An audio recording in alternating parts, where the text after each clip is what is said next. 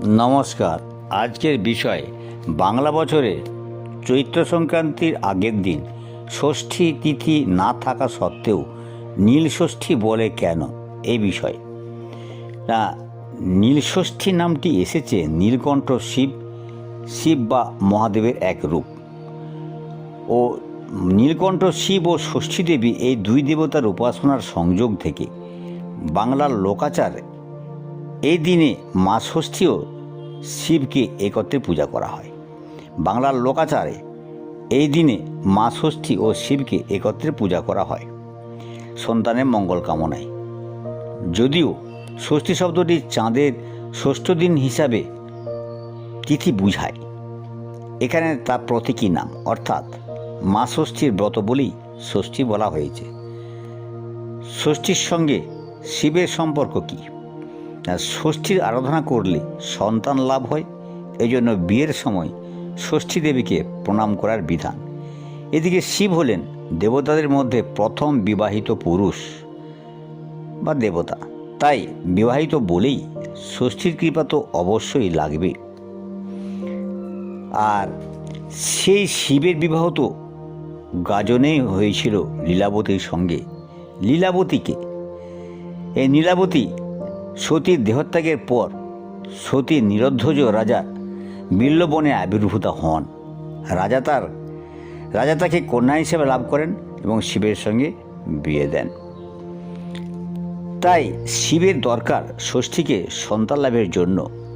গাজন্ত চৈত্র শেষে সংক্রান্তির আগের দিন ভরপুর গাজন, এই জন্য বিশেষত নারীরা সন্তান কামনা এবং সন্তানের সুখ সমৃদ্ধির জন্য সংক্রান্তির আগের দিনেই ষষ্ঠী পূজা করে। তার সাথে নীলকণ্ঠ শিবের যোগ থাকায় বলা হয় নীলষষ্ঠী। তাই ওই দিন ষষ্ঠী তিথি থাকুক বা নাই থাকুক, নীলষষ্ঠী বলেই পরিচিত।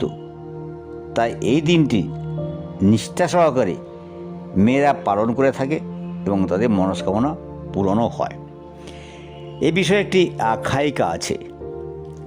এক বামুন এবং বামনী বাস করত এক গ্রামে। তারা প্রচুর বারব্রত করলেও কোনো ছেলে মেয়ে বাঁচত না। তখন তারা ভীষণ মনে মনে রাগ করে ব্রতটত করা সব মিছে এই মনে করে এই ভেবে তারা দুজনে কাশি চলে গেল। কাশিতে একদিন গঙ্গার ঘাটে বসে দুজনে কাঁদছে। তা দেখে মা ষষ্ঠী বুড়ি বামনীর বেশ ধারণ করে তাদের জিজ্ঞেস করল, হ্যাঁ গা, তোমরা কাঁদছো কেন? বামনী বলল, তোমাকে বলে কি হবে মা, আমরা বড় জ্বালাই জ্বলছি। পাঁচটা ছেলে ও মেয়ে সবাই মরে গেছে, এখন কেউ নেই। তাই ভাবছি যে সেসব বারব্রত ঠাকুর দেবতা সব মিথ্যে, সব মিছে। ষষ্ঠী বলল, দেখো বাছা, তোমরা বারব্রত করতে বলে তোমাদের বড়ই অহংকার ছিল, ভগবানের উপর বিশ্বাস ছিল না, তাই এসব ঘটনা ঘটেছে।